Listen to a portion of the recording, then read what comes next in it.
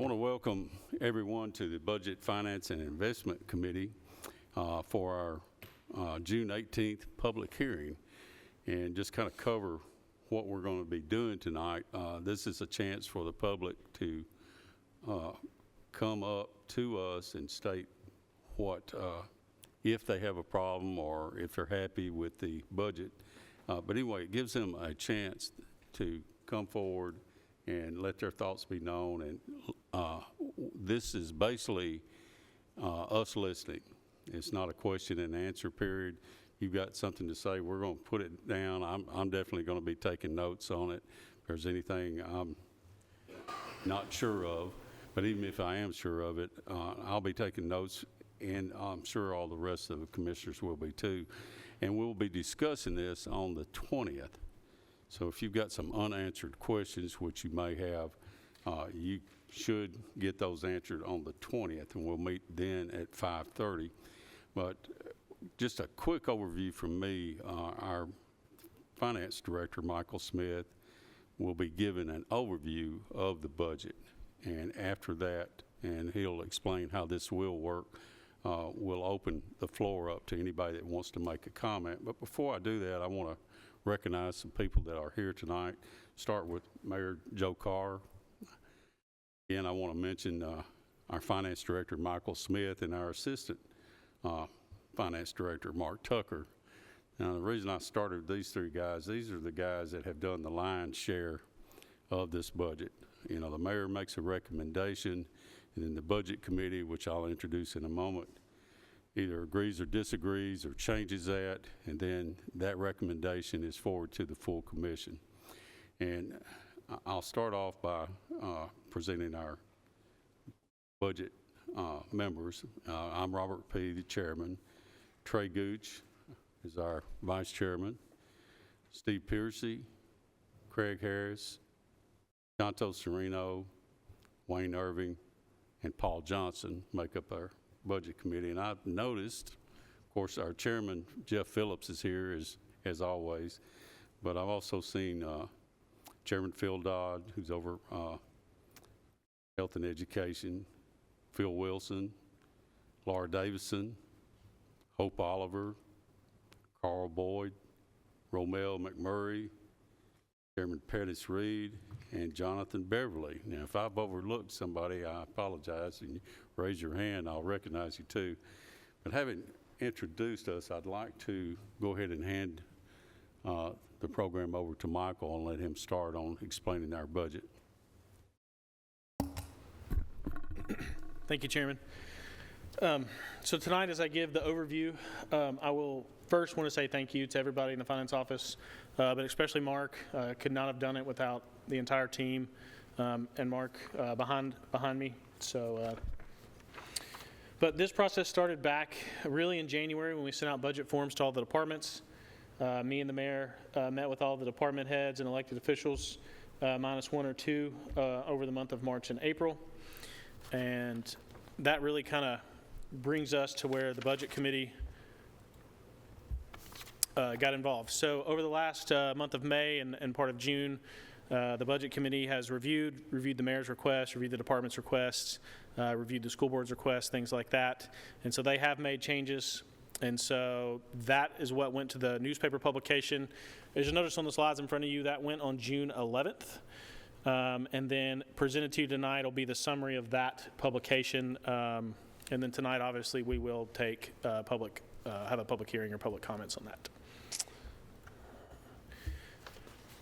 I always like to give a brief history of the tax rate because I get asked this question a lot. But just to start out, there's no proposed tax increase this year as part of the budget. But also, as you look through there, I just found that chart interesting. All the years in yellow are going to be the reappraisal years.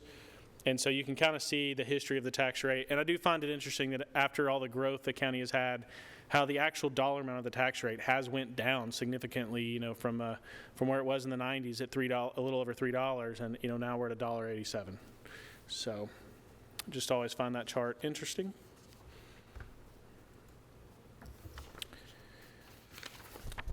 So piggybacking off that, we talk about tax rate a lot. And so this year, the penny is going to bring in a little over $1.5 million. That's a little over a 3% growth from last year, and that is about average. Just so everybody knows, it's roughly anywhere from 2.5% to 3% is pretty average.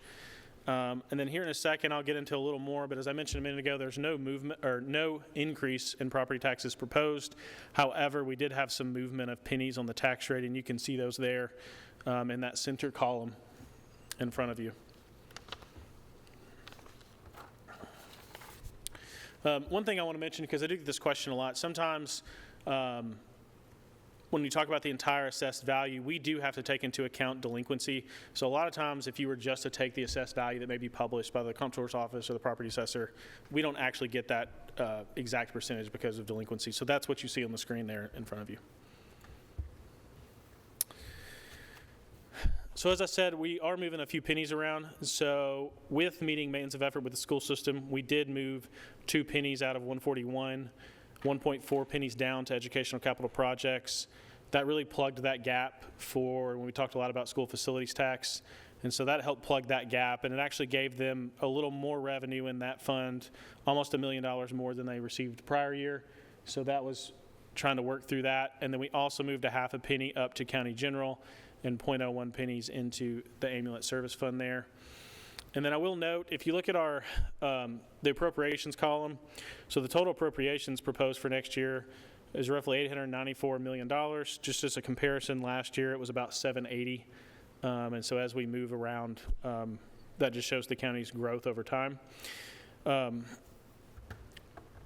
one thing I want to mention, and I'll mention again on the next slide, is you're going to see a deficit right there of about $18 million. So I'm going to touch on a couple of those quickly.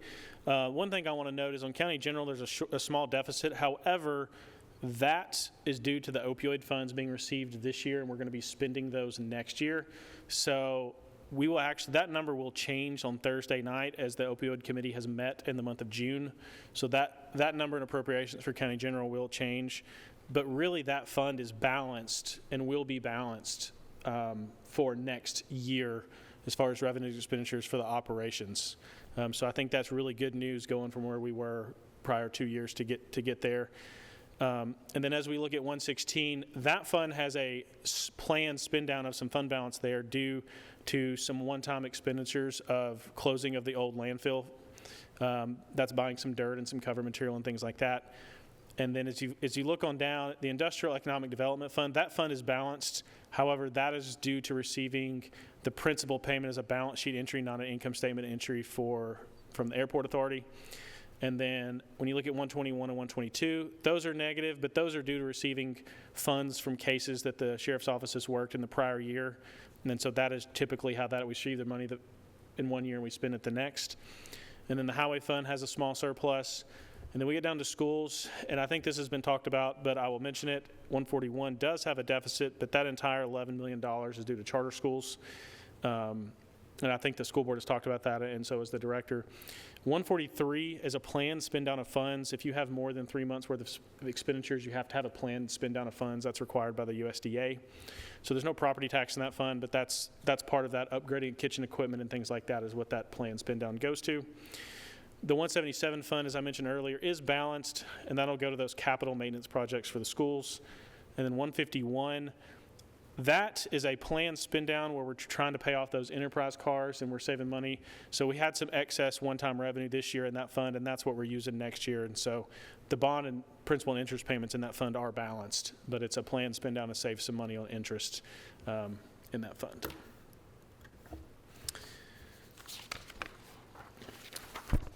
And so in this next slide, the first few columns are the same as the previous one, but as you'll notice, we start talking about fund balance towards the end there.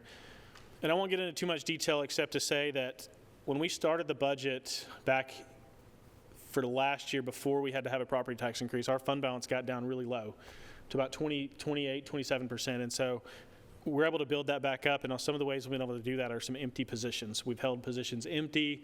We budgeted them for a full year, and as people have left and come, we've held those empty. We've tried to be conservative on our revenue. And so, but a lot of that gets talked about sometimes, but I want to mention the other two AAA-rated counties in the state, Hamilton and Williamson. Williamson's fund balance is a little over 67% ending last year, and Hamilton's was a little over 55%. And so also when I mentioned our bond rating that we talked about at one of the commission meetings, they require us to be at 30 or above at minimum, and they look at several other factors. And so I don't want that 40% there or a little higher to seem out of place. That is really where we should be, or a little above, because just as a reminder, the county general fund is really the stopgap for every other fund that you see here. That has the unrestricted revenue. So if we have a problem somewhere else, whether that be schools, highway, ambulance, solid waste, debt service, that is the last resort. So that's really the needs to be healthy reserves for the county. I will also add too, that I forgot to mention on the previous slide, this budget does include proposed raises for both county and school system employees. And so we're really proud to be able to do that with also having a healthy fund balance and balance in the county general fund budget. I think I've mentioned everything there. So I get a lot of questions, where's our budget? Where can I view that? And so we put several iterations of the budget. If you'll go to proposed budgets by year on the county website, as the budget committee makes changes, we'll put those out there. And we also added this year the publication that gives a summary of all funds. That is also out there right now as we speak. So if you'd like to see that, the same thing that was published in the paper is also out there for anybody to see. If you would like that, along with all of the copies that the budget committee had as their working copy throughout the budget process, that is also out there.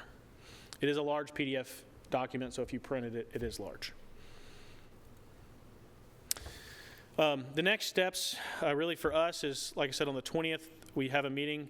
During that meeting, the budget committee will recommend a tax levy and appropriations resolution to the full commission, which will meet next Monday, the 24th at 9 a.m. Also on the 20th, we'll take up any budget amendments for the current year. I believe the school board had some tonight at Health and Ed that met previously at 5:30. The county will have some. We'll have several on Thursday as well to clean up this fiscal year. So those are really the next two meetings that fall in line with our budget calendar. That is the short summary of our budget process crammed into a little 5-minute spiel from me. Then tonight, what we're here for tonight is the public hearing. And then if you'll come to the podium and state your name and address for the record, and then there's a 3-minute limit on the public hearing. One thing I will mention, if we don't have a lot of speakers, doesn't look like we have a lot, and someone needs a little bit more time after everyone's had a chance to speak, I will entertain letting someone speak a little bit longer. But anyone that wishes to speak, you can come up to the podium now.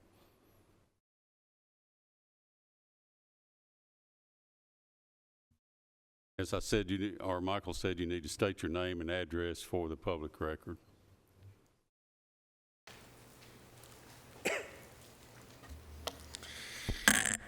Good evening, everybody. My name's Matt Fee. I live at 1101 Winding Branch Drive in Christiana. I'd like to start off tonight by thanking everyone involved in this process. I know that it takes a lot of effort to get to this point. It's truly appreciated. I'm here tonight to talk about our budget and priorities. The county's budget is not just a document stating what the revenues and expenditures for the year will be, but also shows what our priorities through what is being funded. Things such as our roads, solid waste, and especially first responders are just a few of these examples. In other ways, the budgeting process can tell you what are not priorities by what has funding reduced. Over the last few weeks, I've watched the Budget Committee pass two significant reductions. First, there was a $350,000 decrease to our local libraries, and then there was a $600,000 decrease to our school system's capital projects. These two items together were reduced to fund an extra 1% pay increase for county employees. Although I am always in favor of providing more for the people who work for the county, I am concerned about the way that it was funded and leaves an impression that schools and libraries are not a priority, especially when the county has an estimated $70 million in unassigned fund balance at the beginning of the next fiscal year. This amounts to nearly $20 million more than what is needed for the 30% minimum to maintain a AAA bond rating. I would like to ask that this committee, or the full commission next week, consider the following 3 actions so that all these critical items are funded. 1, funding for the libraries be increased back to the mayor's recommended budget amount. At the most recent library board meeting, there was discussion about the funding body meeting maintenance of effort, and then the library would send back a rebate, thus reducing their high fund balance, but also avoiding any unintended consequences by not meeting the maintenance of effort, such as reduced services from the state. This seems like a very fair offer. Number 2, return the $600K back to the school systems for their capital projects. Our schools are already being underfunded as they are and must now front over $8 million to a state-approved charter school after twice being denied unanimously by the school board. 3, fund the added 1% pay increase from the unassigned fund balance. This will barely make a dent in the unassigned balance and not require any tax increase. By taking these 3 actions, we can accomplish funding goals for both the schools, libraries, as well as provide more pay to county employees. I hope you'll take this into consideration. Thank you. Thank you, Matt. Anyone else, please come forward.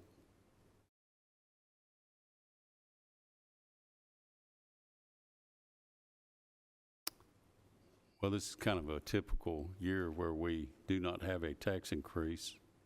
We have very few people that have come forward to make a comment on the budget. Mr. Fee, we appreciate your comments. We will address those on the 20th. Normally with just 1 or 2 comments, we would try not to have a meeting on the 20th. However, we have quite a few budget transfers. Those of you that just sat through Health and Ed know what I'm talking about.